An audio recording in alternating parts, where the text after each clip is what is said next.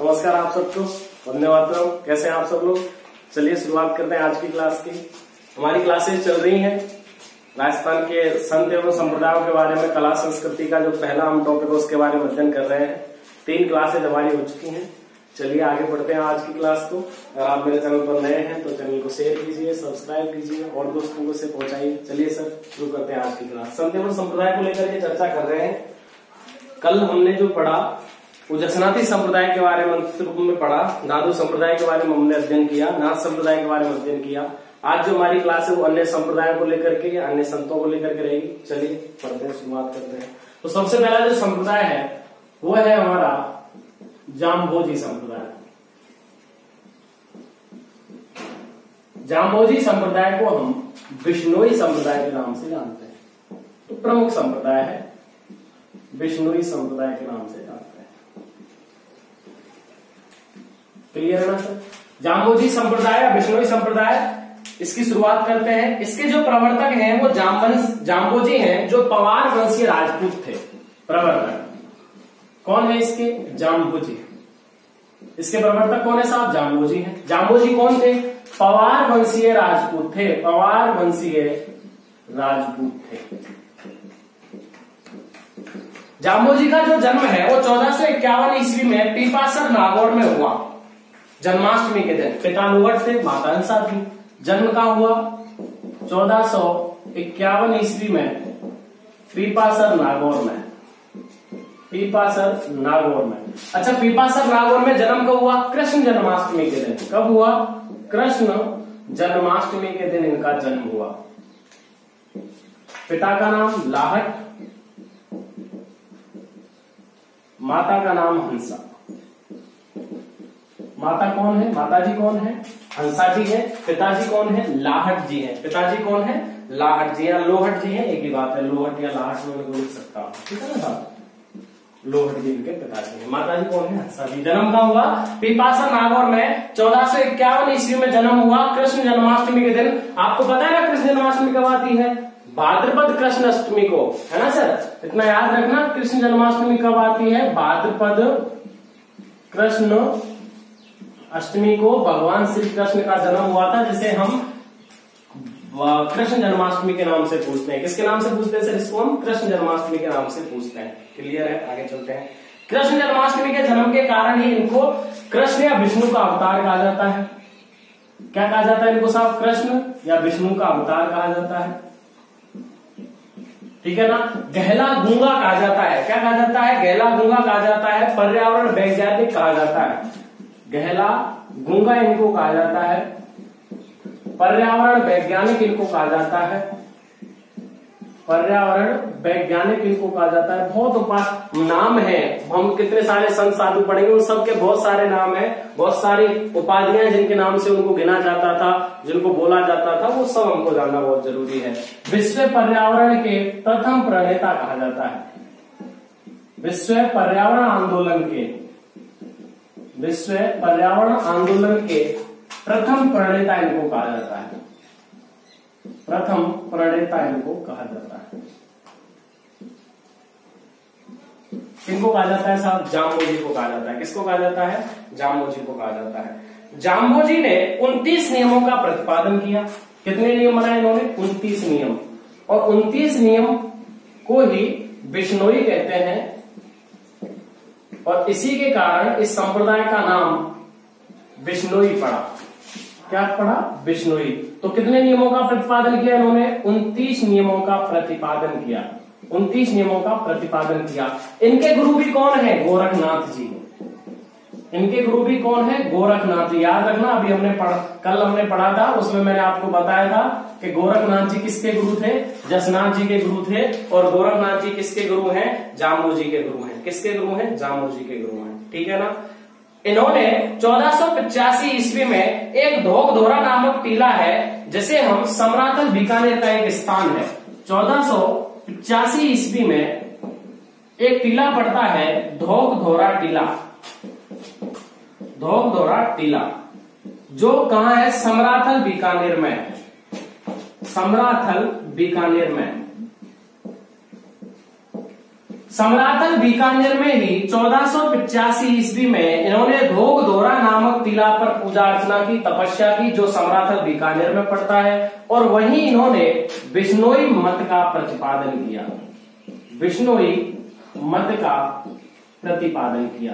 यानी कि इन्होंने बिश्नोई जो शाखा है, बिश्नोई जो मत है, बिश्नोई जो संप्रदाय है, उसकी स्थापना कब की? 1485 ईस्वी में की। कहां की?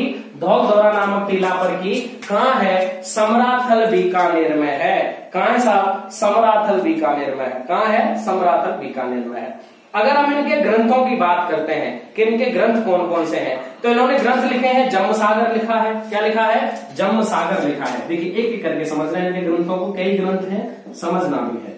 ग्रंथ जम्मसागर, जम्मसागर जो लिखा है उसमें 120 शब्द वाणियां हैं, 120 शब्द वाणियां भी इसको कहते हैं। क्या कहते हैं इसको? जम्मसागर को 120 शब्द वाणियां भी कहते हैं। लेकिन इसमें कुल 123 शब्द हैं, कुल 123 शब्द हैं। ठीक है ना? जम्मसागर जिसको 120 शब्द वाणियां भी कहते हैं, इसमें कुल मिलाकर के कितने शब्द हैं? 123 शब्द हैं। कितने शब्द हैं? 123 शब्द हैं। इन्होंने शब्द प्रकाश लिखी है, बिश्नोई धर्म प्रकाश लिखी है।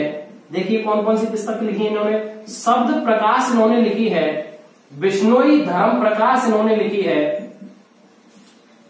बिश्नोई धर्म प्रकाश भी किसके द्वारा लिखी गई है? जामू जी के द्वारा लिखी गई है। जम्म गीता, जम्मवाणी, गुरुवाणी जिसको कहते हैं, देखिए जम्म गीता, जम्म गीता, जम्मवाणी, जम्मवाणी, गुरुवाणी, गुरुवाणी जिसको कहते हैं, इसमें याद रखना 151 शब्द हैं। ये भी किसके द्वारा लिखी गई है? जामू जी। एक ही चीज है ये, जम्म गीता, जम्मवाणी, गुरुवाणी, 151 शब्द हैं। किसने लिखी है? जामू जी ने लिखी है। किसने लिखी है? इतना याद रखिए। इसको बिश्नोई समाज 5वां वेद मानती है। 5वां वेद, बिश्नोई समाज कौन सा वेद मानता है? इसको 5वां वेद मानता है। बिश्नोई समाज इसको 5वां वेद मानता है। किसको? जम्म गीता, जम्मवाणी और गुरुवाणी को, जिसमें 151 शब्द हैं। इसको बिश्नोई समाज क्या मानता है? 5वां वेद मानता है। और जो व्यक्ति इसको पढ़कर के सुनाता है, जो व्यक्ति, मैं लिख सकता हूं पढ़ने वाला व्यक्ति, जो इसको पढ़ने वाला व्यक्ति है, उसे गैणा कहते हैं या गैणी कहते हैं। क्या कहते हैं उसे? गैणी या गैणा कहते हैं। पढ़ने वाला जो व्यक्ति है उसे गैणी या गणना, गैणा, गैणा या गैणी या शब्दी कहते हैं। एक ही बात है। गैण गायन करने वाला, शब्दी शब्दों को बोलने वाला। तो शब्दी या गैणी कहा जाता है जो इसको पढ़ता है। किसको? जम्म गीता को। जम्म गीता को पढ़ता है उसे शब्दी या गैणी कहा जाता है। ठीक है ना? इन्होंने अपना शरीर लालासर गांव, मुकाम नौखा, बीकानेर में 1536 ईस्वी में त्याग दिया। शरीर त्याग, इन्होंने मृत्यु 1536 ईस्वी में कहां हुई? लालासर गांव में। कहां हुई सर? लालासर गांव में। लालासर कहां है? गांव कहां है साहब? मुकाम में। मुकाम कहां है? नौखा में। और नौखा कहां है? बीकानेर। मुकाम नौखा बीकानेर में लालासर गांव में इन्होंने 1536 ईस्वी में अपने शरीर का त्याग कर दिया या इन्होंने समाधि ले ली। ठीक है ना? तो वहां भी इनका प्रमुख मंदिर बना हुआ है। कहां? वहां भी इनका प्रमुख मंदिर बना हुआ है। किसका? जामू जी का। किसका बना हुआ है? जामू जी का। ये मैं मिटा देता हूं, फिर हम इसमें थोड़ा आगे चलते हैं। ठीक है ना साहब? आप इसका स्क्रीनशॉट ले लीजिए। या एक बार और बोल देता हूं मैं, जामू जी का जन्म हुआ 1451, पीपासर नागौर, कृष्ण जन्माष्टमी। पिता लोहट, माता हंसा। कृष्ण विष्णु का अवतार कहा जाता है, गहला गुंगा कहा जाता है, पर्यावरण वैज्ञानिक, विश्व पर्यावरण का आंदोलन का प्रथम प्रणेता इनको कहा जाता है। 29 नियम बिश्नोई, इनको नियमों का प्रतिपादन किया। 20 नियमों का, इसलिए बिश्नोई संप्रदाय कहलाया। गुरु गोरखनाथ थे। 1485 ईस्वी में धोगधोरा नामक टीले पर जो समराथल बीकानेर में है, वहां उन्होंने अपने बिश्नोई मत का प्रतिपादन किया, बिश्नोई शाखा की स्थापना की। जम्मसागर लिखा है जिसको 120 शब्द वाणियां कहते हैं, जिसमें कुल 123 शब्द हैं। शब्द प्रकाश लिखा है, बिश्नोई धर्म प्रकाश लिखा है। जमगीता, जम्मवाणी, गुरुवाणी जिसमें 151 शब्द हैं, जैसे बिश्नोई समाज 5वां वेद मानता है। 1536 ईस्वी में इनकी मृत्यु लालासर गांव, मुकाम नौखा, बीकानेर में हो गई। और जो जमगीता को पढ़ता है उसे गैणी या शब्दी कहते हैं, गैणा भी बोल सकते हैं। ठीक है ना? चलिए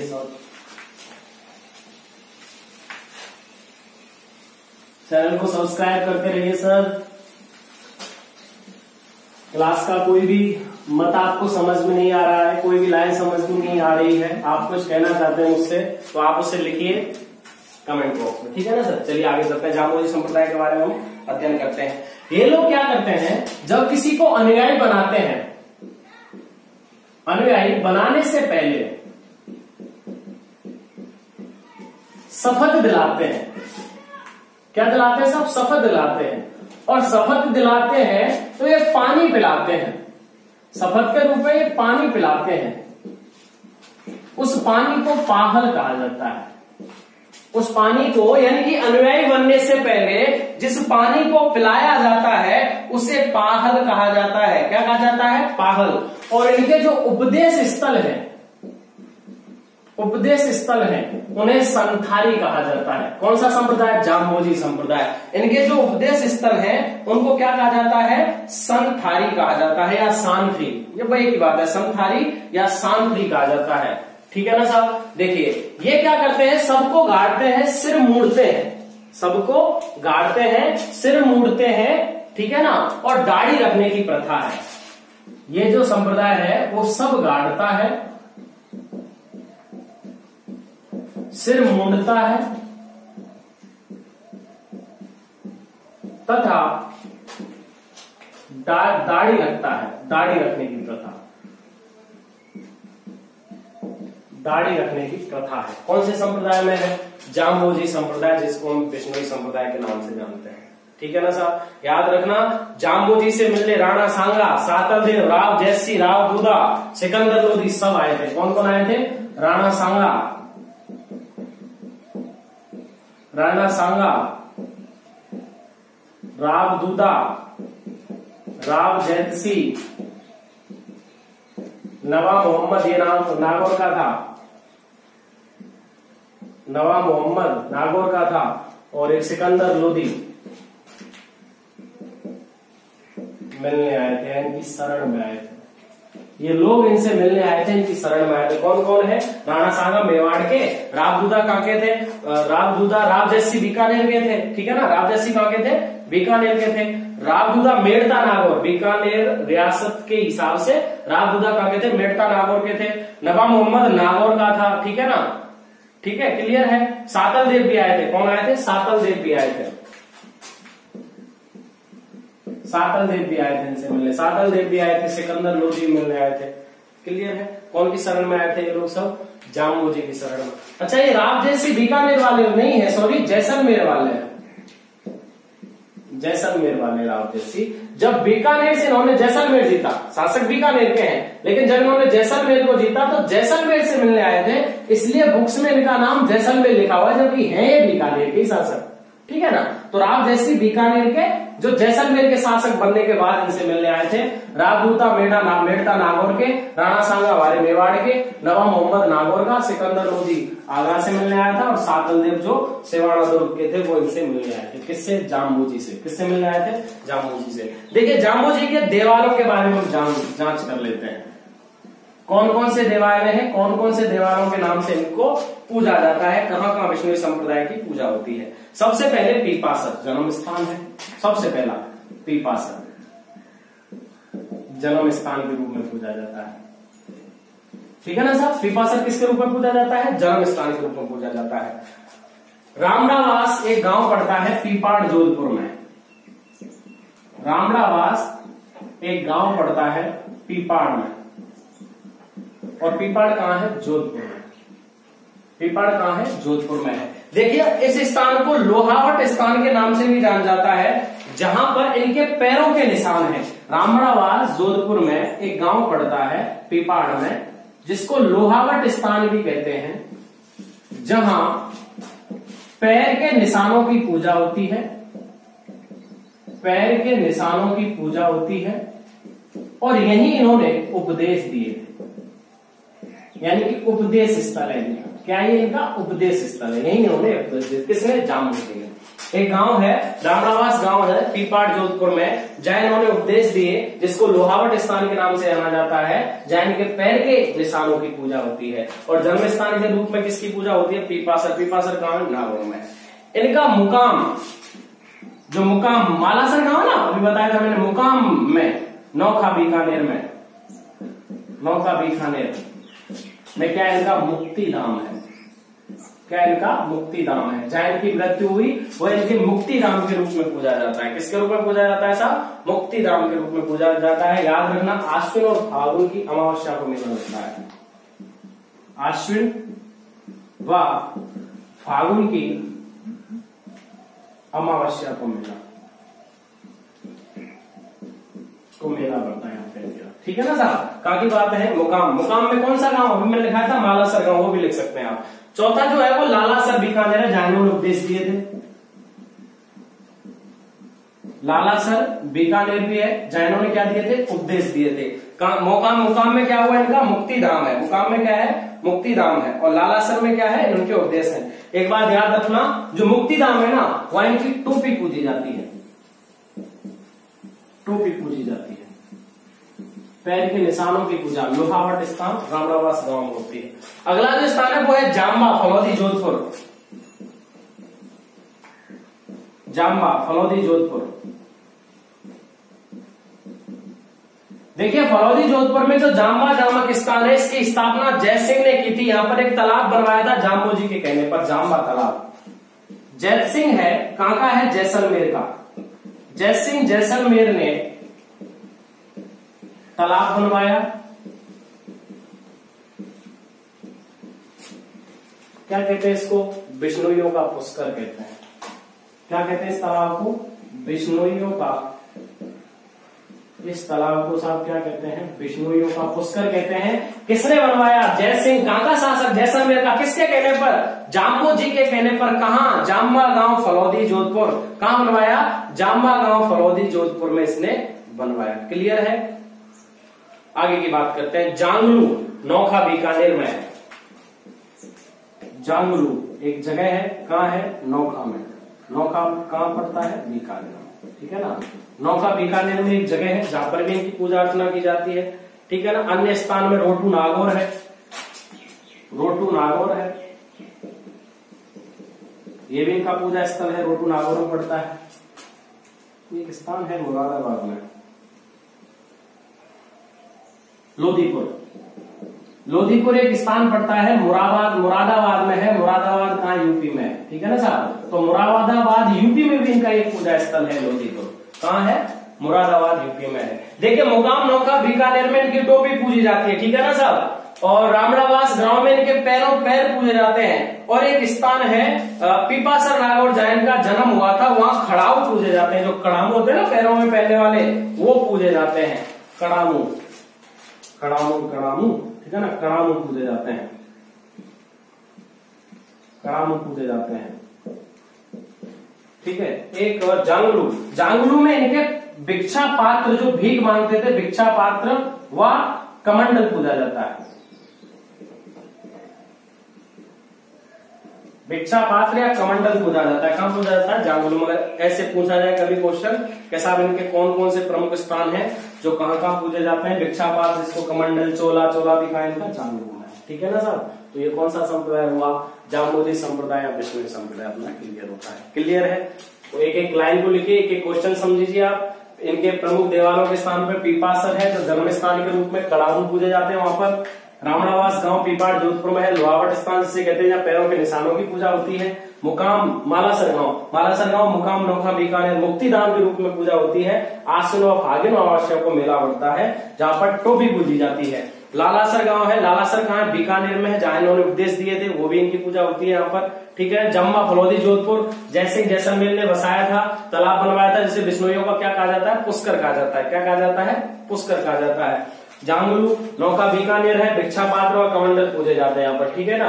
रोटू नागौर में है, लोधीपुर मुरादाबाद यूपी में है। देखिए यहाँ तो आश्विन और फागुन अमावस्या को मेला पड़ता है, और चैत्र और भादों की अमावस्या को मेला जांगलू में पड़ता है। ये भी लिख लीजिए, मुझे याद नहीं रहा। चैत्र व भाद्रपद अमावस्या को मेला, मैं लिख रहा हूं, अगर आपको छोटा लिखा है तो मैं बोल रहा हूं, चैत्र व भाद्रपद अमावस्या को मेला पड़ता है। ठीक है ना साहब? कौन सा हुआ हमारा? बिश्नोई संप्रदाय। चलिए अगले संप्रदाय के बारे में चलते हैं। चैनल को शेयर करते रहिए सर। हमारे तुम्हारे विचार तभी मिलेंगे जब आप भी हमारा सहयोग करेंगे। चैनल को मेरे को शेयर कीजिए, दोस्तों तक इसे पहुंचाइए। अन्य दोस्त जो तैयारी कर रहे हैं, आप कोई भी क्लास ले रहे हैं, उस क्लास के हिसाब से आप समझिए कि आपको कितना पढ़ाया जा रहा है।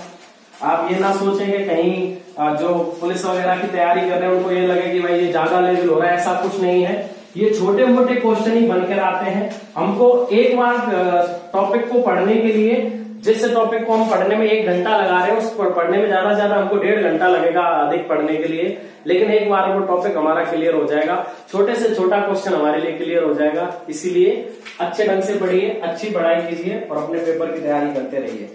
चलिए साहब आगे चलते हैं। लाल दासी संप्रदाय, कौन सा संप्रदाय है?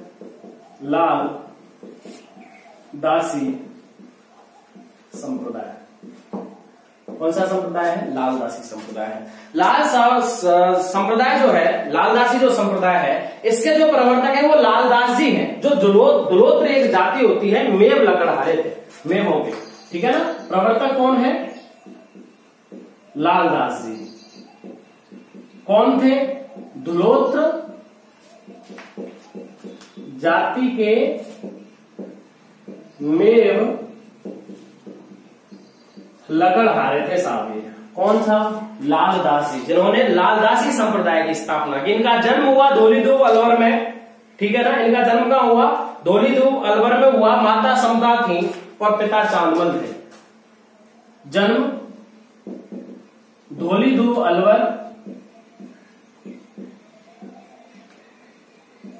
धौलीधूप अलवर में हुआ। माता कौन थी? समदा। और पिता कौन थे? चांदमल। पिता कौन थे? चांदमल थे। माता कौन थी? समदा थी। पिता कौन थे इसके? चांदमल थे। और ये ननिहाल में रहे थे, याद रखना। कहां रहे थे? ननिहाल में रहे थे। यही इनका ननिहाल था, ये ननिहाल में ही रहते थे, ठीक है ना। माता कौन थी इनकी? समदा थी। माता कौन थी इनकी? समदा। इनके जो गुरु थे उनका नाम था गर्दन चिश्ती। इनके गुरु कौन थे? गर्दन चिश्ती। और गर्दन चिश्ती कहां के थे? तिजारा के। तिजारा एक अखाड़ा था, वहां के गुरु थे जिनका नाम था गर्दन चिश्ती, जो इनके गुरु हैं। इनकी पत्नी थी भोगरी। पत्नी कौन थी? भोगरी। पत्नी कौन थी? भोगरी।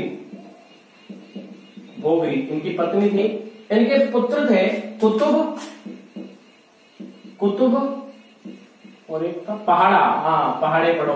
कुतुब, इनके पुत्र थे कुतुब और पहाड़ा। और इनकी पुत्री थी स्वरूपा।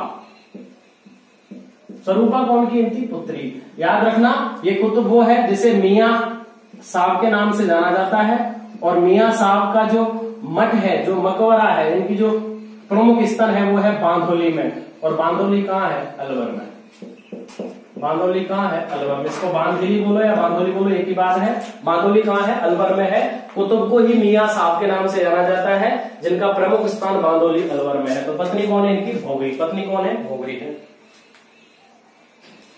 चलिए आगे चलते हैं। इनका जो ग्रंथ लिखा गया है, इनका जो ग्रंथ लिखा गया है वो है लाल दासरी चेतावनियां। इनका जो ग्रंथ है वो कौन सा है? लाल दासरी चेतावनियां है।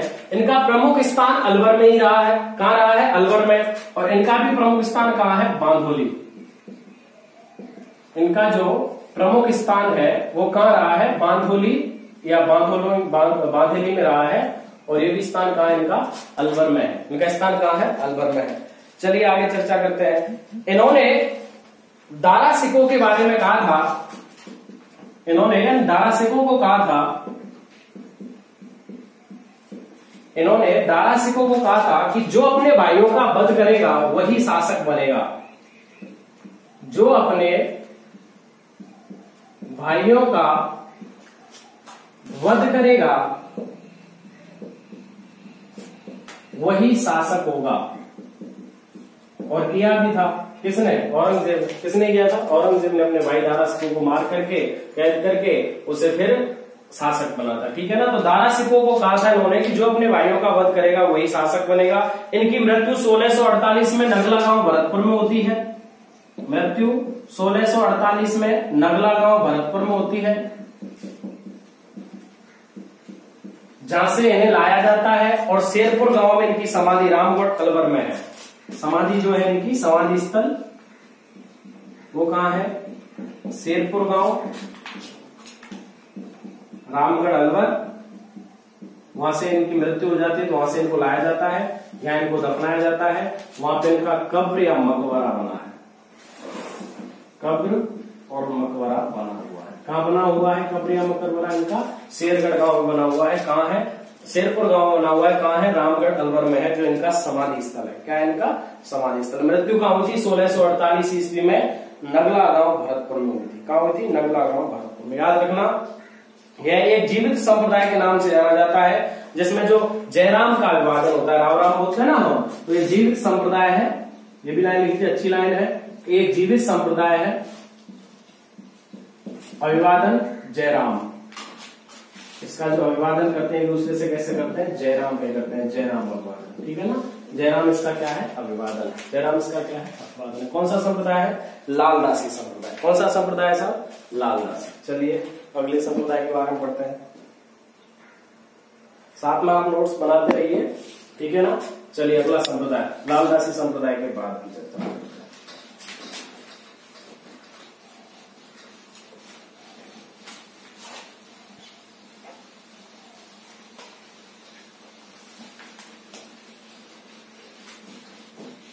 आप अपने क्वेश्चन कमेंट बॉक्स में लिखते रहिए, आपका क्वेश्चन का जवाब आपको मिल जाएगा। चलिए आगे चलते हैं। अगला जो संप्रदाय है उस संप्रदाय का नाम है चरणदासी संप्रदाय। क्या नाम है? चरणदासी संप्रदाय। लालदासी संप्रदाय की एक लाइन में आपको रह गई है, वो लिखा देता हूं, वो आप नोट लगा के लिख लीजिए। लालदासी संप्रदाय में जब लोगों को शिष्य बनाया जाता है ना, तो उनको गधे पे बिठा करके और काला मुंह करके घुमाया जाता है। आप एक लाइन है वो लालदासी संप्रदाय में लिखिए कि लालदासी संप्रदाय में जब शिष्यों को अपने अनुयायी बनाया जाता है, शिष्य बनाए जाते हैं, तो उनको गधे पर बिठा करके और फिर उन्हें काला मुंह करके उनको पूरे शहर में घुमाया जाता है, जिससे उनकी जो भी गिलानी वो निकल जाती है। कौन से संप्रदाय की बात है? लालदासी संप्रदाय की। देखिए चरणदासी जो संप्रदाय है वो, इसके जो प्रवर्तक हैं वो चरणदास जी हैं। इसके प्रवर्तक कौन है? चरणदास हैं। चरणदास का मूल नाम रणजीत था, जो दूसर गोत्र के वैश्य थे। दूसर गोत्र के कौन थे? वैश्य। कौन? चरणदासी। मूल नाम क्या है? रंजीत है। मूल नाम क्या है? रंजीत है। इनका जन्म भाद्रपद शुक्ल तृतीया को 1703 में हुआ था, डेहरा अलवर में। जन्म कहां हुआ? 1703 को। कहां? डेहरा। डेहरा जगह कहां पड़ती है? डेहरा गांव कहां पड़ता है? अलवर में पड़ता है। कब हुआ? भाद्रपद शुक्ल तृतीया को। भाद्रपद शुक्ल तृतीया को इनका जन्म डेहरा गांव अलवर में होता है, 1703 ईस्वी में होता है। इनके पिताजी का नाम मुरलीधर जैन था, माता का नाम कुंजी था। पिताजी कौन थे? मुरलीधर जैन। इनके पिताजी कौन है? मुरलीधर जैन है। माताजी कौन है? कुंजी है। और इनके जो गुरु हैं वो कौन है? सुखदेव मणि। इनके जो गुरु हैं सर वो कौन है? सुखदेव मणि है। और सुखदेव मणि ने ही इनको चरणदास नाम दिया। किसने दिया चरणदास नाम? सुखदेव मणि ने दिया, चरणदास नाम दिया सुखदेव मणि। पहले नाम इनका क्या था? रणजीत। इनके गुरु कौन है? सुखदेव मणि है। माता कौन है? कुंजी है। और याद रखना सुखदेव मुनि ही वो है जिन्होंने इनको चरणदास नाम दिया था। इनकी प्रमुख पीठ दिल्ली में है। इनकी प्रमुख पीठ कहां है? दिल्ली में है। और यह है सगुण व निर्गुण धारा का मिश्रण है। सगुण व निर्गुण धारा का मिश्रण संप्रदाय है। कौन सा संप्रदाय? चरणदासी संप्रदाय। और प्रमुख पीठ कहां है? दिल्ली में है। ये वही है जिन्होंने नादिर शाह के आक्रमण की भविष्यवाणी की थी। नादिर शाह के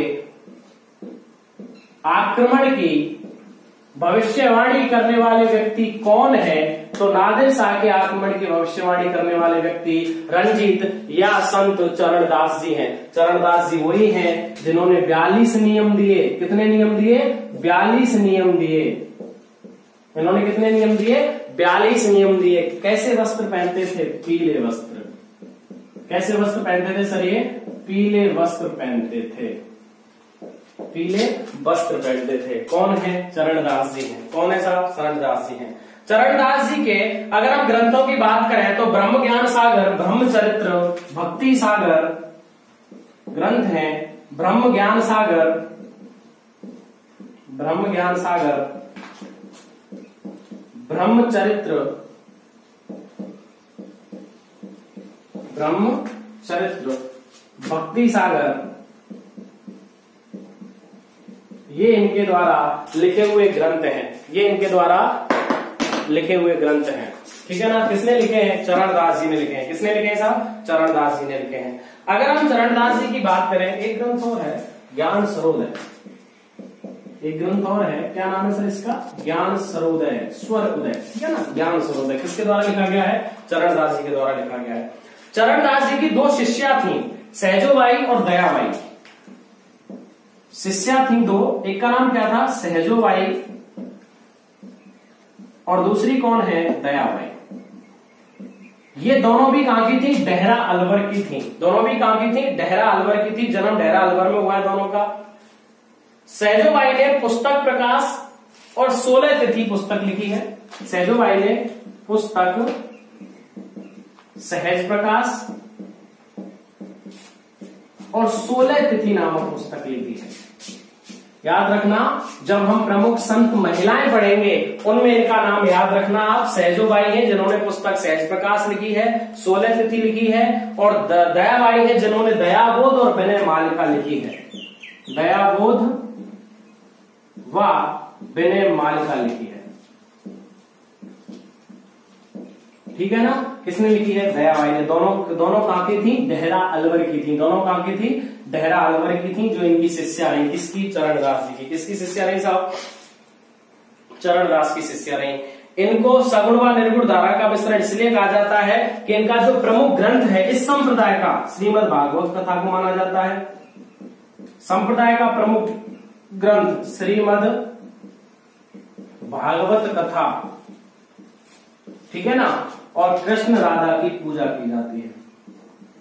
कृष्ण व राधा की पूजा की जाती है। हमने देखिए एक संप्रदाय पढ़ा था जिसको हंस संप्रदाय, सनकादि संप्रदाय, नारद संप्रदाय, है ना, इन नामों से जाना जाता है, जिसमें कृष्ण भगवान और राधा जी के युगल रूप की पूजा की जाती थी। उसी तरीके से चरणदासी संप्रदाय ऐसा संप्रदाय है जिसका प्रमुख जो ग्रंथ है वो श्री भागवत कथा को माना जाता है और कृष्ण व राधा के युगल रूप की पूजा की जाती है। कौन से संप्रदाय में है? चरणदासी संप्रदाय में है। कौन से संप्रदाय में है? चरणदासी संप्रदाय में है। इनकी मृत्यु दिल्ली में हुई थी, जो इनकी प्रमुख पीठ है। 1782 में 1782 में मृत्यु कहां हुई थी? दिल्ली में।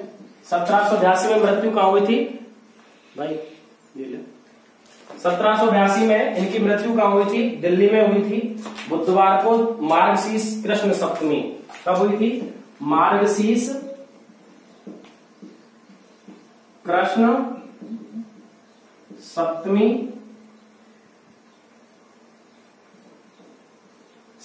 गुरुवार। ठीक है ना? वही इनकी प्रमुख पीठ बनी हुई है जहां इनकी मृत्यु हुई 1782 में। अन्य शिष्यों में अगर इनकी बात करें, आत्माराम, अखेराम, दंडोतीराम इनके शिष्य थे। ये तो शिष्य हो गई। शिष्य की बात करते हैं, लिख लीजिए। आत्माराम, दंडोतीराम कौन है? आत्माराम है, दंडोतीराम है, इनके शिष्य है। अखेराम है, अखेराम है, ये इनके प्रमुख शिष्य हैं। कौन सा संप्रदाय? चरणदासी संप्रदाय। कौन सा संप्रदाय? चरणदासी संप्रदाय। क्लियर है? कौन सा संप्रदाय रहा हमारा? चरणदासी संप्रदाय रहा। एक एक चीज को लिखते चलिए, अगले संप्रदाय के बारे में चर्चा करते हैं।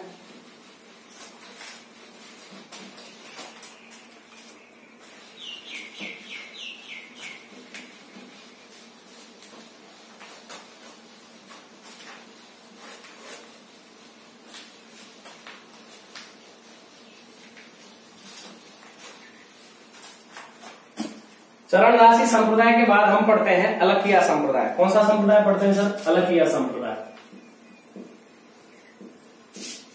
अलखिया संप्रदाय, अलखिया संप्रदाय। इसके जो प्रवर्तक हैं वो लालगिरी हैं, जो एक मोचित है। कौन है प्रवर्तक? लालगिरी। और लालगिरी कौन थे? मोची थे। लालगिरी कौन थे? मोची थे। इनका जो जन्म हुआ है वो सुखालिया चूरू में हुआ है। कहां हुआ है? सुखालिया चूरू में। जन्म कहां हुआ है? सुखालिया चूरू में हुआ है। किनका? लालगिरी जी का। लालगिरी जी का जन्म कहां हुआ है? सुखालिया चूरू में हुआ है। ये बचपन में ही नागा साधु बन गए थे। बचपन में ही नागा साधु बन गए। कौन? लालगिरी जी। लालगिरी जी का जन्म हुआ सुखालिया चूरू में हुआ और बचपन में ही इन्होंने नागा साधु जो पंथ है उसे अपना लिया था। इन्होंने 12 वर्ष तक बीकानेर दुर्ग के सामने पूजा की, जो लाल पत्थर के रूप में आज भी पूजा जाता है। 12 वर्ष बीकानेर दुर्ग के सामने पूजा की, जहां आज लाल पत्थर को पूजते हैं। जहां आज लाल पत्थर पूजते हैं, वहां बैठ करके बीकानेर दुर्ग के सामने इन्होंने 12 वर्ष तक तपस्या की थी। कितने वर्ष तक की थी? 12 वर्ष तक की थी। यह बीकानेर शासकों के साथ तीर्थ गए थे। बीकानेर शासकों के साथ तीर्थ गए थे। तीर्थ गए थे। कौन गए थे? लालगिरी जी। पूछा जाए सब बताइए ऐसे कौन से प्रमुख संत रहे हैं या कौन से संप्रदाय के संत रहे हैं जिन्होंने बीकानेर शासकों के साथ तीर्थ यात्रा की? तो वो कौन है? लालगिरी जी हैं। अगर इनके ग्रंथों की बात करते हैं तो उन्होंने अलख स्तुति प्रकाश ग्रंथ जो है प्रमुख इनका, वो कौन सा है? अलख स्तुति प्रकाश है। इनका जो ग्रंथ है वो कौन सा है? अलख स्तुति प्रकाश है। और इनके कुंडलीय प्रसिद्ध हैं। इन्होंने इनके कुंडलीय कुछ लिखी हुई कविताएं हैं, कुछ लिखे हुए दोहे हैं जो प्रसिद्ध हैं। तो अगर पूछा जाए कि कौन से संत हैं जिनके कुंडलीय प्रसिद्ध हैं, तो वो कौन से साहब? अलखिया संप्रदाय के संत लालगिरी जी हैं। कौन है? लालगिरी जी हैं। इनका प्रमुख पीठ बीकानेर में है, जबकि इनकी मृत्यु गलताजी जयपुर में हुई थी। प्रमुख पीठ कहां है इसकी? इस संप्रदाय की प्रमुख पीठ कहां है? बीकानेर में है। प्रमुख पीठ बीकानेर में है, जबकि इनकी मृत्यु कहां हुई थी? गलताजी जयपुर में। गलताजी जयपुर में, जहां इनकी समाधि बनी है। जहां इनकी समाधि बनी है। किसकी समाधि बनी है? लालगिरी जी की। कहां बनी हुई है? गलताजी। गलताजी कहां है? जयपुर में है। गलताजी कहां है? जयपुर में है। तो प्रवर्तक लालगिरी जी हैं जो मोचित थे। जन्म सुखालिया गांव चूरू में हुआ था, लेकिन प्रमुख पीठ बीकानेर में। देखिए 3 जिले हैं। जयपुर में जन्म, बीकानेर में पीठ, बीकानेर में तपस्या और मृत्यु गलताजी जयपुर में हुई थी। ठीक है ना साहब? ग्रंथ अलख स्तुति प्रकाश है। और किस संत के कुंडलीय प्रसिद्ध हैं? तो वो संत हमारे कौन है? लालगिरी जी हैं। कौन है? लालगिरी जी हैं। ये वो व्यक्ति हैं जो बचपन में ही नागा साधु बन गए थे और इन्होंने 12 वर्ष बैठ करके तपस्या की थी। बीकानेर दुर्ग के सामने इन्होंने बैठ करके 12 वर्ष तक तपस्या की। और इनके कुंडलीय बहुत प्रसिद्ध हैं, जो कुछ वक्तव्यों के समान दोहे हैं। कौन है वो? कुछ दोहे हैं। चलिए आगे पढ़ते हैं। निरंजनी संप्रदाय। कौन सा संप्रदाय साहब? निरंजनी संप्रदाय है। निरंजनी संप्रदाय। चलिए निरंजनी संप्रदाय के बारे में बात कर लेते हैं। इसके जो प्रवर्तक हैं वो हरिदास जी हैं, जिनका जन्म कापड़ोद गांव डीडवाना नागौर में हुआ। इसके जो प्रवर्तक हैं वो कौन है साहब? हरिदास जी हैं।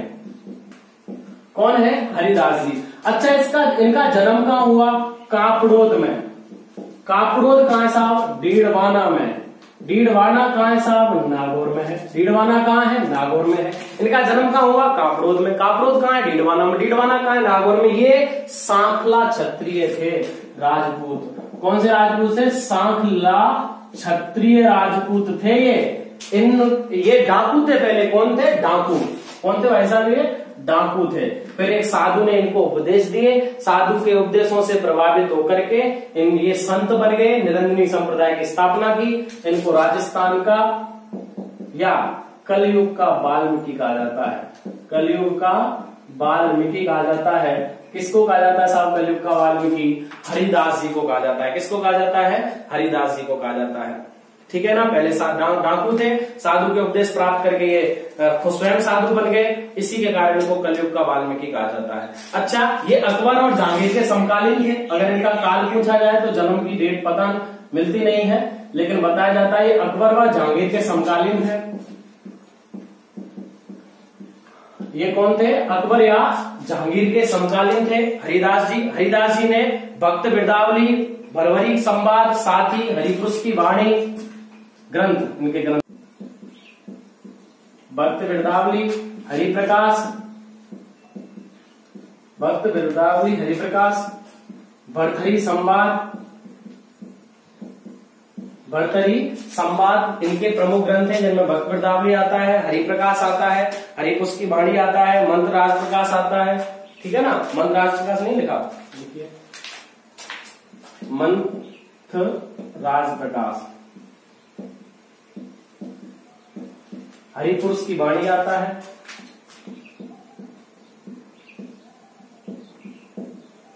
हरिपुरुष की वाणी में का एक ग्रंथ है। एक ग्रंथ और लिखा है साथी, क्या नाम से लिखा है? साथी नाम से इनका ग्रंथ है। कौन है? निरंजनी समुदाय के प्रमुख संपादक हैं, प्रवर्तक हैं। क्या नाम है? हरिदास जी हैं। देखिए इस संप्रदाय के दो उप संप्रदाय बने, निहंग और घरवारी। इस संप्रदाय के दो उप संप्रदाय हैं। पूछा गया क्वेश्चन है, बताइए साहब निरंजनी संप्रदाय के दो उप संप्रदायों के नाम बताइए। एक का नाम है निहंग और दूसरे का नाम है घरवारी। एक का नाम क्या है? निहंग है और दूसरे का नाम क्या है? घरवारी है। इनकी मृत्यु गाड़ावास गांव डीडवाना नागौर में हुई। मृत्यु गाड़ावास गांव डीडवाना नागौर में, मृत्यु गाड़ावास गांव डीडवाना नागौर में हुई इनकी मृत्यु। जहां इनकी प्रमुख पीठ है, याद रखना प्रमुख पीठ। इस संप्रदाय की प्रमुख पीठ कहां है? गाड़ावास गांव डीडवाना नागौर में है, जहां हरिदास जी की मृत्यु हुई थी। जहां हरिदास जी की मृत्यु हुई, इन्होंने यहाँ पर समाधि ली थी। अच्छा, इनके चमत्कारों की बात करते हैं तो बताया जाता है इन्होंने एक टूटे हुए मिट्टी का एक घड़ा था, वो टूट गया था, उसको वापस जोड़ दिया था। ठीक है ना। चमत्कार लिख लीजिए, टूटे हुए घड़े को, मिट्टी के टूटे हुए घड़े को वापस जोड़ना और पागल हाथी को बस में करना। इनके दो प्रमुख चमत्कार हैं। ठीक है ना। इनके चमत्कार लिख लीजिए, पागल हाथी को बस में करना और टूटे हुए घड़े को जोड़ना। ठीक है ना। इसके हैं निरंजनी संप्रदाय के प्रवर्तक जो हरिदास जी हैं, उनके प्रमुख चमत्कार रहे हैं। क्लियर है। आगे चलते हैं। निष्कलंक संप्रदाय या निकलंक संप्रदाय, इसको मिटा देता हूं, अगला संप्रदाय पढ़ते हैं। याद रखना, निरंजनी संप्रदाय के प्रवर्तक हरिदास जी हैं। जन्म कापड़ोद में हुआ था, मृत्यु गाड़ावास गांव में हुई थी। लेकिन इनकी जो प्रमुख पीठ है वो इनके जन्म स्थान पे ना होकर के मृत्यु स्थान पे है, गाड़ावास डीडवाना नागौर में है। पहले डाकू थे भाई साहब और बाद में संत बन गए, साधु से उपदेश लेकर के, इसलिए इनको कलयुग का वाल्मीकि या राजस्थान का वाल्मीकि कहा जाता है। ठीक है। अगला संप्रदाय, एक एक संप्रदाय को पढ़ते जाइए, लिखते जाइए सर आप साथ साथ। अगला संप्रदाय है निष्कलंक संप्रदाय या निकलंक संप्रदाय। निष्कलंक संप्रदाय या निकलंक संप्रदाय। अच्छा साहब, इनकी बात करते हैं, बहुत अच्छा संप्रदाय है। इनके जो प्रवर्तक हैं वो संत मावजी हैं। प्रवर्तक कौन है इस संप्रदाय के? संत मावजी। संत मावजी इस संप्रदाय के प्रमुख प्रवर्तक हैं, जो औदिच्य ब्राह्मण थे। कौन थे? औदिच्य ब्राह्मण। एक गोत्र है ब्राह्मणों का, औदिच्य। यह औदिच्य ब्राह्मण थे। ठीक है ना भाई। जन्म का हुआ सावला गांव डूंगरपुर में इनका जन्म हुआ। सावला गांव डूंगरपुर में इनका जन्म हुआ 1771 ईस्वी में। जन्म कब हुआ? 1771 ईस्वी में। सावला गांव पड़ता है, कहां पड़ता है? डूंगरपुर में। सावला गांव डूंगरपुर में 1771 ईस्वी में इनका जन्म हुआ। इनके पिता का नाम था दालम ऋषि और माता का नाम था केसरबाई। पिता थे दालम ऋषि और इनकी जो माता थी उनका नाम था केसरबाई। उनकी जो माता थी उनका नाम क्या था? केसरबाई था। उनकी माता का नाम क्या था? केसरबाई। पिता का नाम क्या था? दालमसी था। 12 वर्ष की उम्र में इन्होंने भाई साहब ने घर छोड़ दिया। कितनी वर्ष की उम्र में? 12 वर्ष की उम्र में। 12 वर्ष की उम्र में घर छोड़ा इन्होंने और घर छोड़ करके सोमवा माही के संगम पर, माही नदी के संगम पर तपस्या की। 12 वर्ष की उम्र में इन्होंने घर छोड़ दिया था और सोमवा माही नदी के संगम पर इन्होंने तपस्या की थी। ठीक है ना? और याद रखना 1484 ईस्वी में इन्हीं के द्वारा माघ शुक्ल एकादशी को बेड़ेश्वर धाम की स्थापना की गई थी। कब की गई थी? 1784 ईस्वी में। जब इन्होंने 12 वर्ष की उम्र में जैसे ही घर छोड़ा तो उसके अगले ही वर्ष 1-2 वर्ष बाद इन्होंने 1784 ईस्वी में माघ शुक्ल एकादशी के दिन, कब की थी? माघ शुक्ल एकादशी के दिन बेड़ेश्वर धाम की स्थापना की। बेड़ेश्वर धाम की स्थापना किसके द्वारा की गई है? स्वयं संत माव जी के द्वारा की गई है। किसके द्वारा की गई है? स्वयं संत माव जी के द्वारा की गई है। लेकिन इतना याद रखना, यहाँ पर जो मंदिर बनाया गया है वो इनकी एक पुत्र वधू थी जिसका नाम था जनकुमरी। यहाँ पर मंदिर स्थापना, मंदिर, अब हम बात कर रहे हैं मंदिर की। मंदिर बनाया गया है पुत्र वधू, पुत्र वधू, क्या नाम है? जनकुमरी। एक पुत्र वधू है, उसने मंदिर बनवाया था। क्या नाम था इसका? जनकुमरी था। ये मंदिर कब बना था? तो ये मंदिर बनाया गया था 1850 ईस्वी में, जहां विष्णु भगवान जैसी एक मूर्ति की पूजा की जाती है। 1850 ईस्वी में बना विष्णु भगवान की मूर्ति की पूजा, विष्णु भगवान की मूर्ति की पूजा। अच्छा, एक बात प्रमुख ये है, ये जो बेड़ेश्वर धाम डूंगरपुर में है, गांव का हमको पता ही है। कौन सा गांव है? नवाटापुरा गांव। कौन सा गांव है? नवाटापुरा गांव है, जिसे हम आदिवासियों का कुंभ कहते हैं। क्या कहते हैं इसे? हम आदिवासियों का कुंभ कहते हैं। इसका जो प्रवेश है वो जैन मंदिर जैसा है, जो मीनारें हैं वो मस्जिद जैसी हैं, आकार है वो गिरजाघर जैसा है, और जो गोमठ बना हुआ है वो बौद्ध धर्म जैसा है। इसका प्रवेश कैसा है? जैन मंदिर जैसा। देखिए एक एक चीज लिख लीजिए। मंदिर प्रवेश कैसा है? जैन मंदिर जैसा। ठीक है ना? जो गोमठ बना हुआ है, अंदर जो स्थान बना हुआ है वो है बौद्ध धर्म जैसा, बौद्ध धर्म जैसा गोमठ बना हुआ है। अगर हम बात करें मीनारों की, तो मीनारें हैं मस्जिद जैसी। इसकी मीनारें कैसी हैं? मस्जिद जैसी हैं। अगर हम बात करें आकार की, तो इसका आकार कैसा है? गिरजाघर जैसा। देखिए सारी इसमें विशेषताएं हैं। आकार गिरजाघर जैसा है, प्रवेश जैन मंदिर जैसा है, गोमठ बौद्ध धर्म जो अंदर बना हुआ है बौद्ध धर्म जैसा है, मीनारें मस्जिद जैसी हैं, प्रतिमा भगवान विष्णु जैसी है। मंदिर का निर्माण करवाया जनकुमरी ने, जो इनकी पुत्र वधू थी। कब करवाया? 1850 ईस्वी में। जो इनकी पुत्र वधू रही उसी ने 1850 ईस्वी में इस मंदिर का निर्माण करवाया था। प्रमुख मंदिर है, आदिवासियों का कुंभ जैसा मेला लगता है यहाँ पर कहा जाने वाला। हम पढ़ेंगे इसको। बाकी का मैं से एक बार पढ़ा भी चुका हूँ। जब हमने नदियां पढ़ी थी तो सोमवाई के संगम पर मैंने इसके बारे में चर्चा की थी आपसे। ये स्थापना तो किसने की? बेड़ेश्वर धाम की स्थापना संत माव जी ने। लेकिन मंदिर किसने बनवाया है? तो जनकुमरी ने बनवाया है। मंदिर किसने बनवाया है? जनकुमरी ने। और एक बात और याद रखना, यहाँ पर जो पूजा की जाती है ना, जो श्रीनाथ जी का मंदिर है ना, जो श्रीनाथ जी की पूजा की जाती है उस तरीके से सुबह 4 बजे प्रभातिया गीत मतलब बोल करके जगाया जाता है। गा करके प्रभातिया गीत होते हैं, सुन सकते हैं, लिख भी सकते हैं। प्रभातिया गीत होते हैं। भगवान को सुबह 4 बजे जगाया जाता है। ठीक है ना? फिर उसके बाद 10 बजे भगवान को खाना खिलाया जाता है, ओवटिया गीत गा करके। ओवटिया गीत, प्रभातिया गीत गा करके जगाते हैं, ओवटिया गीत गा करके उनको खाना खिलाते हैं। फिर उनको 12 बजे सुला दिया जाता है, दोपहर में झूला झुला करके उन्हें सुला दिया जाता है। फिर उनको 4 बजे सायकाल फिर जगाया जाता है, झूला झुला करके उनको फिर जगाया जाता है। और फिर रात्रि में 10 बजे उनको दोबारा सुला दिया जाता है। ठीक है ना। तो ये जो पूजा की मतलब जो सेवा की जो आराधना पूजा करने की जो विधि है वो श्रीनाथ जी में भी चलती है और ये विधि हमारे बेणेश्वर धाम में चलती है।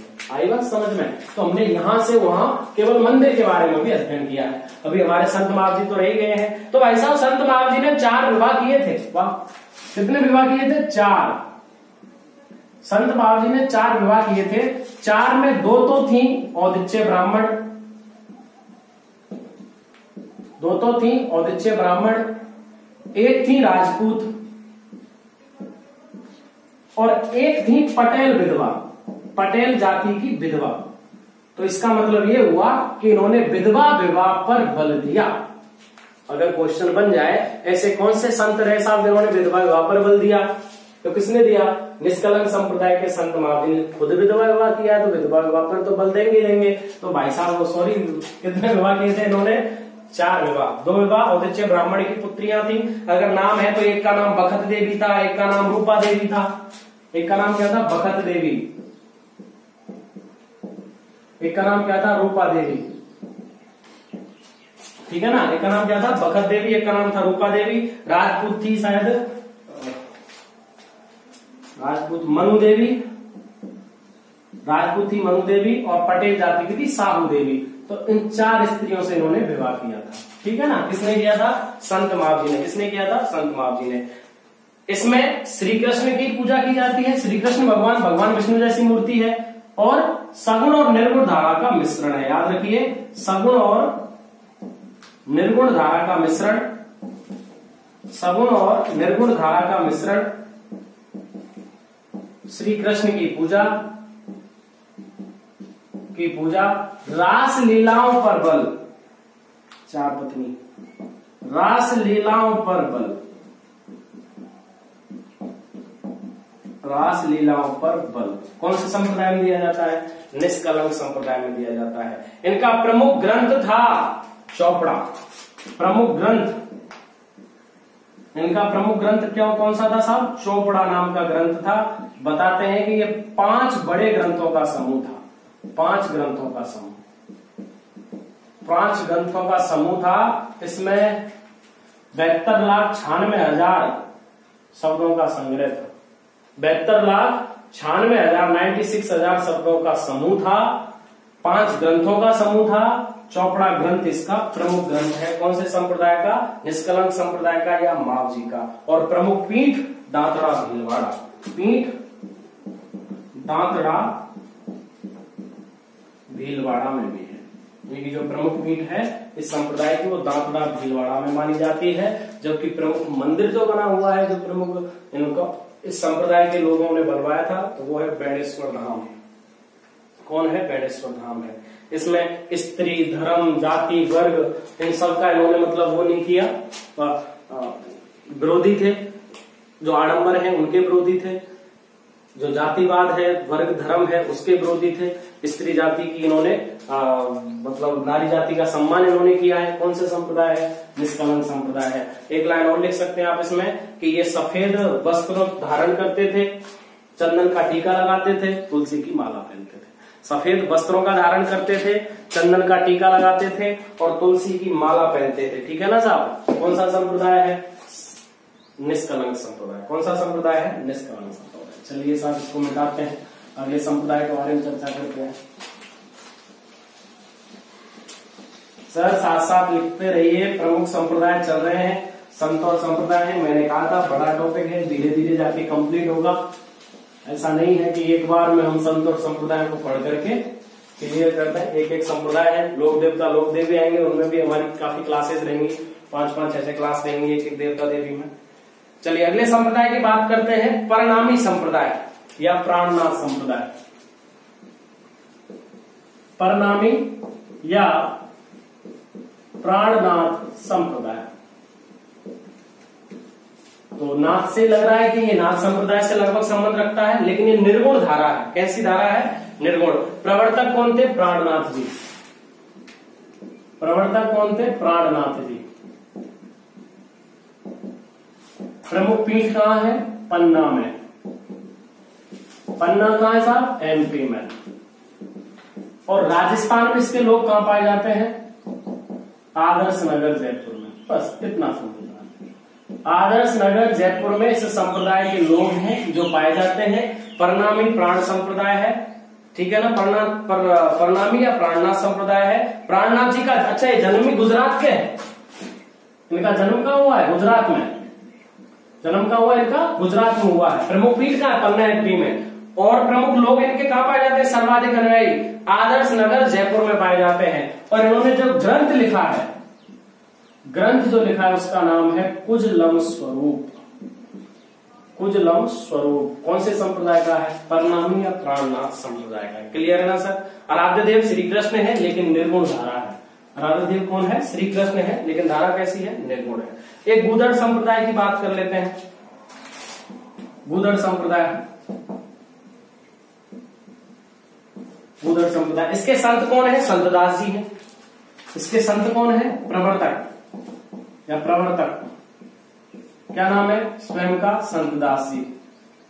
गुदड़ी पहनते थे इसलिए नाम क्या पड़ गया? गूदड़ संप्रदाय। गुदड़ी वाले थे इसलिए नाम क्या पड़ गया? गूदड़ संप्रदाय। प्रमुख पीठ कहां? दांतड़ा भीलवाड़ा में। प्रमुख पीठ कहां है? दांतड़ा में है। और दांतड़ा कहां है? भीलवाड़ा में है। दांतड़ा कहां है साहब? भीलवाड़ा में है, ठीक है ना। दांतड़ा कहां है? भीलवाड़ा में है। निर्गुण धारा है, याद रखिए। नवल संप्रदाय की बात करते हैं। एक और संप्रदाय है, छोटे मोटे संप्रदाय है, इनके बारे में आपको बता रहा हूं। हर एक चीज हमको एक एक क्वेश्चन हमेशा उस लाइन से आता है जिसको हम पढ़ते नहीं। हम कोई भी टॉपिक शुरू करते हैं, शुरुआत में बड़ा ढंग से पढ़ते हैं, इसका माता ये पिता ये, ऐसे क्वेश्चन नहीं आते हैं। अधिकतर बहुत कम ऐसे क्वेश्चन आते हैं। जो लास्ट की लाइन होगी ना, जो एक लाइन में लिखा होगा कि ये परमहंस कहलाते थे, लास्ट में कोई एक शब्द लिख दिया होगा कि इनके जो गुरु हुआ करते थे उन गुरु का नाम ये था, लास्ट में छोटी मोटी लाइन, बीच में एक छोटी मोटी लाइन, वहां से क्वेश्चन पुल अप होके आते हैं।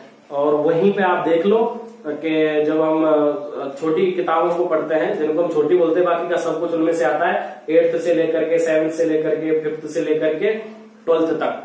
उनमें जो हम आवासादा पढ़ते हैं ना, कई सारे पेपर है जो सीधे सीधे वहां से उठ के आते हैं। तो नॉर्मल क्वेश्चनों को उठा के ये कौन था, ये कौन था, ये पेपर की एक भाषा होती है, ठीक है ना, जिस तरीके से हम पेपर पढ़ रहे हैं। बाकी का कुछ हमारे व्यवहारिक क्वेश्चन आते हैं, उन व्यवहारिकों को मैं आपको बहुत बड़े हिसाब से संप्रदाय को कंप्लीट करा रहा हूं। मुझे नहीं लगता कोई व्यवहारिक क्वेश्चन इसमें आप क्लियर रह जाएगा। नवल संप्रदाय की बात करते हैं। प्रवर्तक नवलदास जी थे और जो प्रमुख पीठ है वो हस्सोलाव गांव जोधपुर में है, जहां इनका जन्म हुआ। प्रवर्तक कौन है? नवलदास जी। प्रवर्तक कौन है? नवलदास जी हैं। ये भी कैसी धारा है? निर्गुण धारा है। जन्म कहां हुआ साहब? हस्सोलाव गांव। जन्म कहां हुआ? हस्सोलाव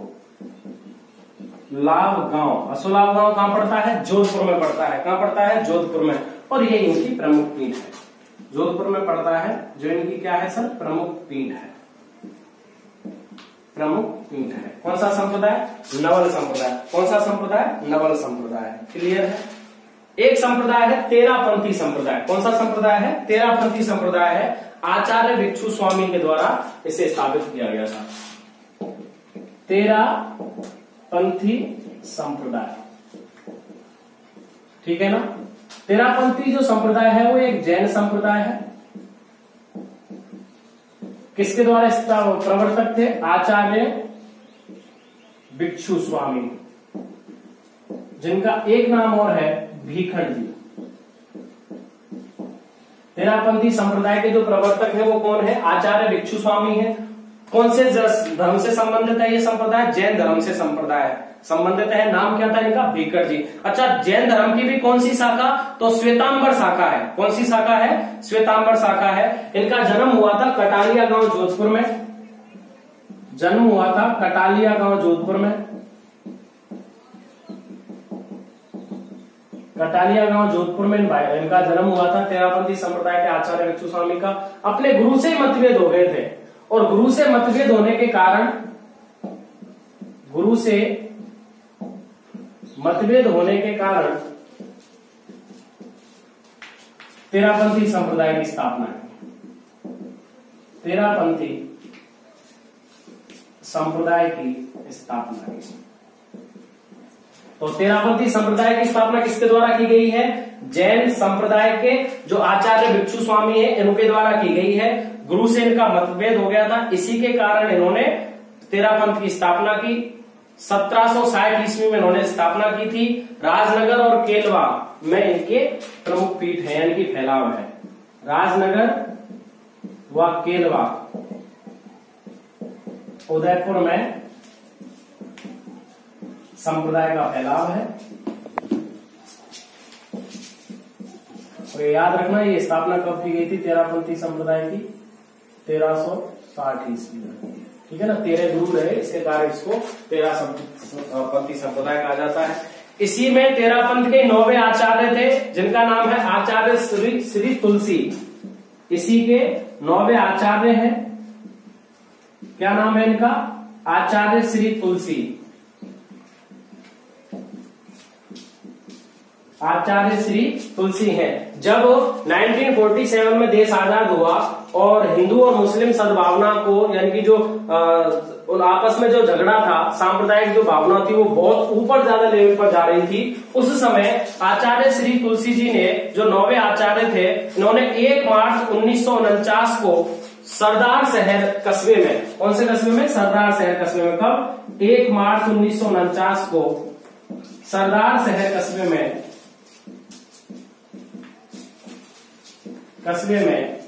धर्म सभा रखी, जिसे अणुव्रत आंदोलन कहा गया।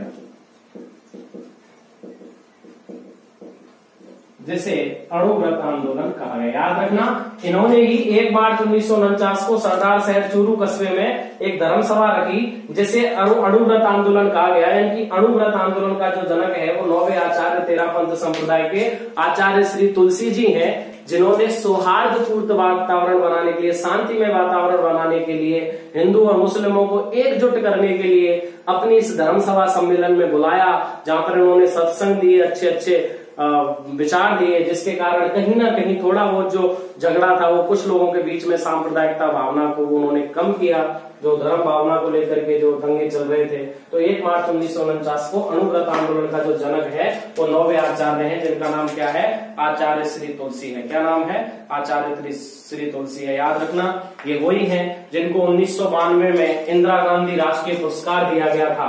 ये वही हैं आचार्य श्री तुलसी, जिनको 1992 में इंदिरा गांधी राष्ट्रीय पुरस्कार दिया गया था। और मेवाड़ सरकार के द्वारा इनको हकीम खां सूरी सम्मान दिया गया था।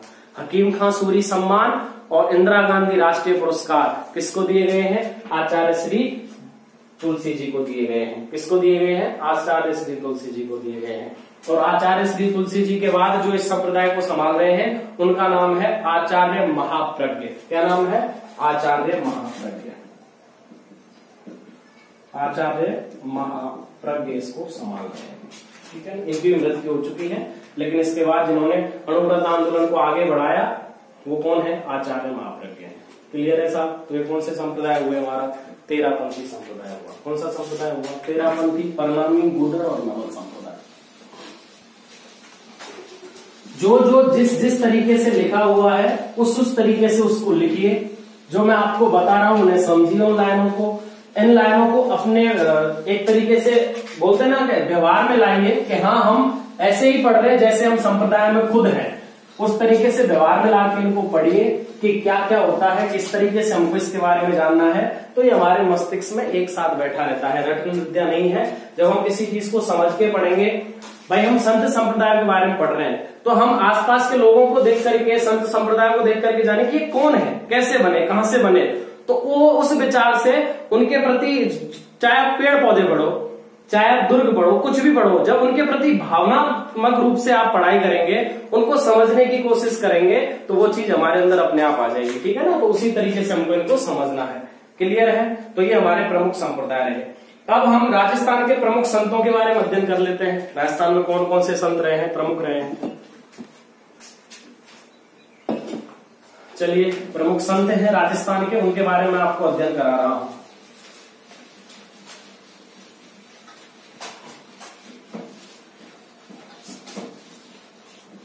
बहुत गंदा अधिक हो जाता है।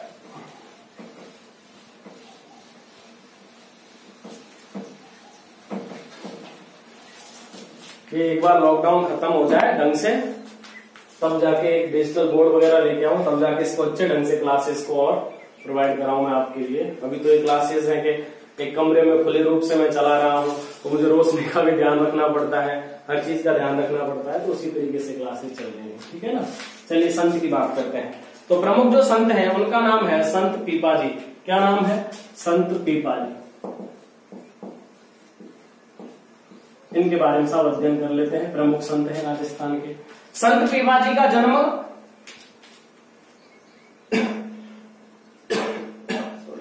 संत पीपाजी का जन्म गागरोन दुर्ग में हुआ था। जन्म कहां हुआ था? गागरोन दुर्ग में। गागरोन दुर्ग कहां? झालावाड़ में। और झालावाड़ में ये खींची राजवंश के शासक कड़ावा राव के घर हुआ।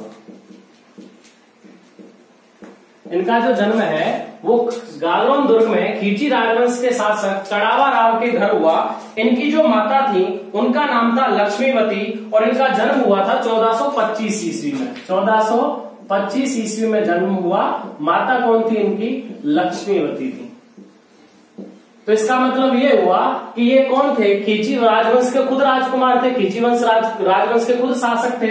और इनका नाम था बचपन का प्रताप सिंह या प्रताप राव। क्या नाम था इनका? प्रताप राव या प्रताप सिंह इनका नाम था। किसका? संत पीपाजी का। किसका नाम था? संत पीपाजी का। प्रताप सिंह या प्रताप राव नाम था। इनके जो गुरु थे वो थे रामानंद बनारस के। इनके गुरु कौन थे? रामानंद जी। वो रामानंद जी जिनके बारे में हमने पढ़ा बनारस। इन्होंने जो दीक्षा ली रामानंद जी से, कहां ली? बनारस में ली। कहां ली? बनारस में। याद रखना, जब ये शासक थे ना उस समय इन्होंने फिरोज शाह तुगलक को हराया था। ये मैं बता देता हूं, दीक्षा लेने से पहले इन्होंने फिरोज शाह तुगलक को हराया था। ये आप लिख लीजिए लेना कि शासक होने के समय इन्होंने फिरोज शाह तुगलक को हराया था। गुरु थे इनके रामानंद बनारस और इन्होंने अपनी छोटी रानी के साथ संन्यास लिया था। अपनी छोटी रानी, सबसे छोटी रानी के साथ संन्यास लिया था। ठीक है ना साहब। और दीक्षा किससे ली थी इन दोनों ने मिलकर के? रामानंद जी से ली थी। राजस्थान में भक्ति आंदोलन का जनक इन्हीं को कहा जाता है। राजस्थान में भक्ति आंदोलन का जनक इन्हीं को कहा जाता है और दर्जी संप्रदाय इनको अपना आराध्य देव मानती है। राजस्थान में भक्ति आंदोलन का जनक, राजस्थान में भक्ति आंदोलन का जो जनक कहा जाता है वो संत पीपाजी को कहा जाता है। देखिए इतनी याद रखना, राजस्थान में भक्ति आंदोलन को लाने वाला, श्री गणेश करने वाला धन्ना जी है, पढ़ेंगे हम इसके बाद में।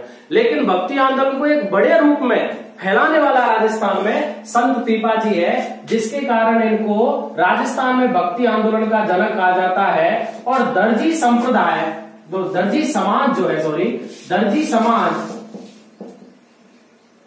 अपना आराध्य देव मानती है। तो ये दर्जी समाज के क्या है? आराध्य देव है। क्यों है? क्योंकि जब इन्होंने सन्यासीपना ग्रहण किया था, जब ये सन्यासी हुए थे तो इन्होंने दर्जी का काम करके अपना जीवन निर्वाह किया था। दर्जी का काम करके इन्होंने जीवन निर्वाह किया था, इसी के कारण इनको दर्जी समाज का आराध्य देव माना जाता है। ठीक है ना भाई। इनका अंतिम समय टोडाग्राम टोंक में बीता था। कहां बीता था? टोडाग्राम टोंक में। टोडाग्राम टोंक में अंतिम समय बीता। टोडाग्राम टोंक में इनका अंतिम समय बीता था, जहां टोडा रायसिंह एक जगह है। टोडाग्राम टोंक कहां पड़ता है? टोडा रायसिंह में। टोडा रायसिंह कहां है? टोंक में। तो साइड में लिखता हूं टोडा रायसिंह, याद रखना। टोडाग्राम टोडा रायसिंह टोंक में है। वहां जहां टोडा राय की गुफा है, टोडा राय की गुफा, जिसे पीपाजी की गुफा कहते हैं, पीपाजी की गुफा कहते हैं, यहां इन्होंने समाधि ली। यहां इन्होंने समाधि ली। किसने समाधि ली? संत पीपाजी ने। संत पीपाजी ने टोडाग्राम टोडा रायसिंह टोंक में, जिसे टोडा राय की गुफा कहा जाता है या संत पीपाजी की गुफा कहा जाता है, वहां इन्होंने समाधि ली। वहां उन्होंने समाधि ली।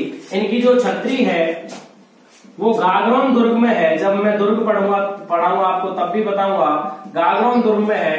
जहां इनके चरण चिन्ह की पूजा की जाती है, चरण चिन्ह की पूजा की जाती है, चरण चिन्ह की पूजा की जाती है। गागराम दुर्ग में इनकी छतरी है, ठीक है ना, किसकी, संत पीपा जी की छतरी जो है। और इनका जो मंदिर है वो समदड़ी गांव बाड़मेर में है, समदड़ी गांव बाड़मेर में है। मंदिर जो कहाँ है इनका, जो प्रमुख मंदिर है वो कहाँ है, समदड़ी गांव बाड़मेर में है।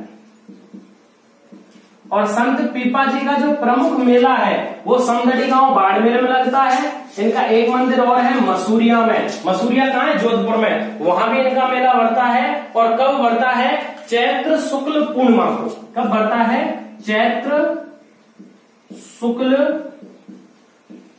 पूर्णिमा को मेला बढ़ता है। कहां का बढ़ता है इनका मेला, समदड़ी गांव बाड़मेर में बढ़ता है और मसूरिया गांव जोधपुर में बढ़ता है।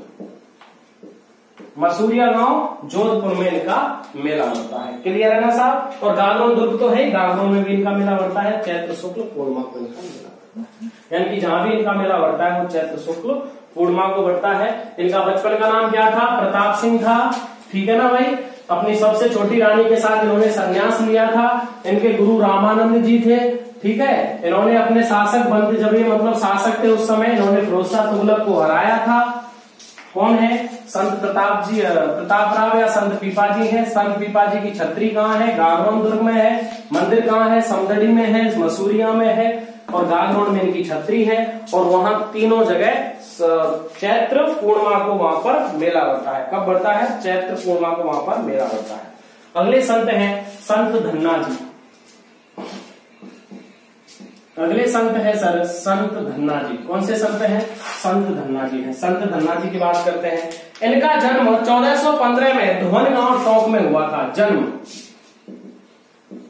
1415 में ईस्वी में धुवन गांव टोंक में हुआ। कौन थे साहब, जाट थे साहब। कौन थे साहब, जाट थे, जाट परिवार के थे। धुवन गांव टोंक में 1415 में इनका जन्म हुआ। इनके भी गुरु कौन है, रामानंद जी। गुरु कौन है, रामानंद जी हैं, बनारस वाले वही हैं। राजस्थान में भक्ति आंदोलन का,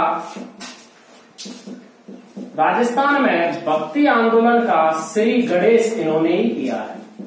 राजस्थान में भक्ति आंदोलन का जो श्री गणेश किया है वो संत धन्ना जी के द्वारा किया गया है, संत धन्ना जी के द्वारा किया गया है।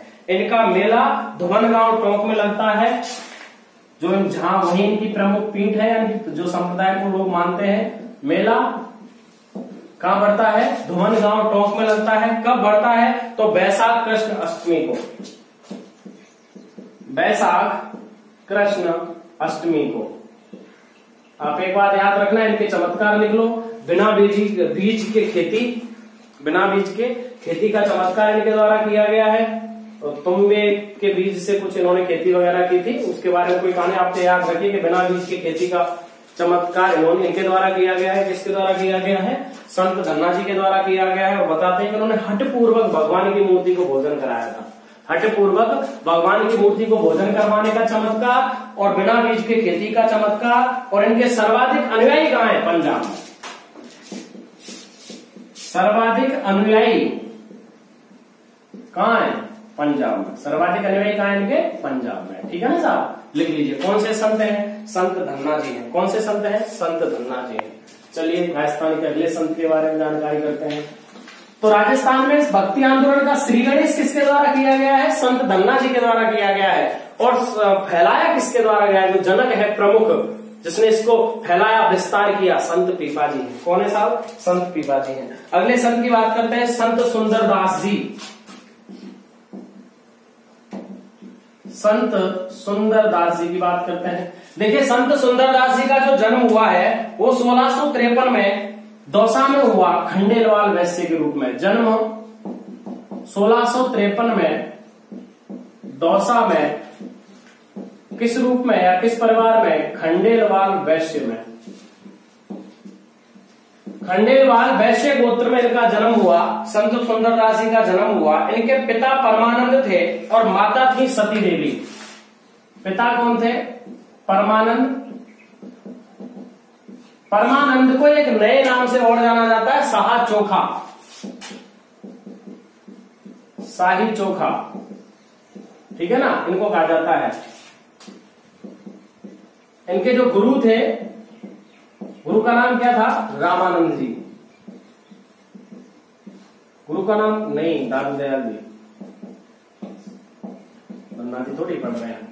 इनके गुरु कौन है? दादू दयाल जी हैं। पिताजी कौन है? परमानंद जी हैं। माताजी का नाम सती देवी। माताजी नहीं, माताजी सती देवी। माताजी कौन है इनकी? सती देवी है। और गुरु कौन है? दादू दयाल जी हैं। गुरु कौन है इनके? दादू दयाल जी हैं। ग्रंथ 42 ग्रंथ इन्होंने लिखे हैं, लेकिन प्रमुख जो है इनके हम नाम लिख लेते हैं। ग्रंथ कितने लिखे हैं? 42। कुल मिलाकर के 42 ग्रंथ इन्होंने लिखे हैं। प्रमुख जो ग्रंथ है उनमें लिख लेते हैं। अष्टक है, सवैया है, ज्ञान सरवैया है, ज्ञान समुद्र है, ज्ञान समुद्र है, ज्ञान सरवैया है, ज्ञान सरवैया है, अष्टक है। क्या नाम है? अष्टक है, ज्ञान सरवैया, ज्ञान समुद्र इनके प्रमुख ग्रंथ हैं। और कौन से हैं?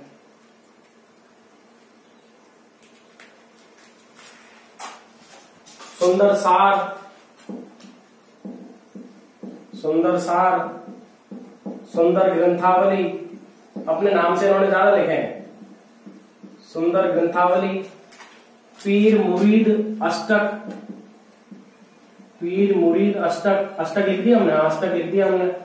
पीर मुरीद अष्टक है, बस यही है। ये इनके प्रमुख ग्रंथ हैं। कौन के हैं? संत सुंदरदास जी के हैं। याद रखना, इनको दूसरा शंकराचार्य कहते हैं। क्या कहते हैं इनको? दूसरा शंकराचार्य,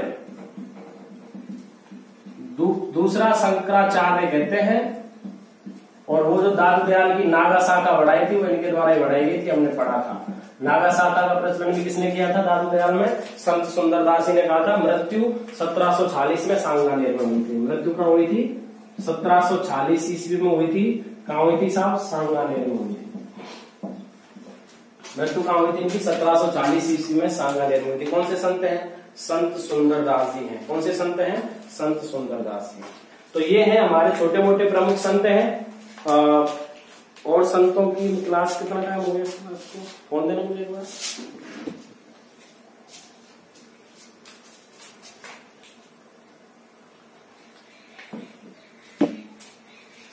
चलिए अगले जो संत हैं अगली क्लास में पढ़ेंगे। क्लास लंबी हो जाएगी, 1 घंटा लगभग हो गया क्लास को। अभी के लिए इतना ही। अगली क्लास में हम जो प्रमुख संत रहेंगे हमारे वो, और हमारे जो महिला संत हैं उनके बारे में अध्ययन करेंगे। और उसके बाद हम पढ़ेंगे राजस्थान में लोक देवता और लोक देवियों के बारे में। ठीक है ना सर? तब तक के लिए thank you so much everyone. Thank you sir. Channel को शेयर सब्सक्राइब करते रहिए। Thank you sir.